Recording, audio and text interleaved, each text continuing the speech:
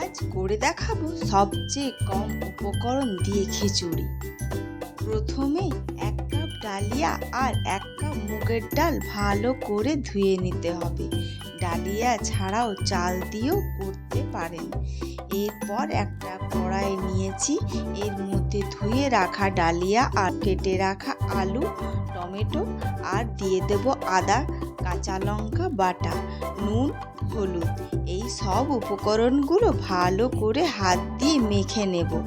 এখানে আমি পরিমাণ মতো 4 কাপ জল দিয়েছি আর একটা ঢাকনা দিয়ে গ্যাস চুলায় বসিয়ে দিলাম। প্রথমে 5 মিনিট হাই ফ্লেম করে দেব আর তারপর ফ্লেমটা আস্তে করে রেখে দেব প্রায় 20 মিনিট। আর মাঝে মাঝে একটা হাতা দিয়ে নেড়ে নিতে হবে। এই ডালিয়া আর ডাল সেদ্ধ হয়ে গেছে, গ্যাস চুলা থেকে নামিয়ে নেব।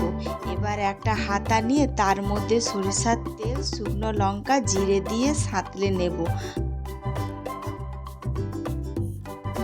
আরও 5 মিনিট ঢাকা চাপা দিয়ে রেখে দেব। 5 মিনিট হয়ে গেছে, এবার আমি সার্ভ করে দেব।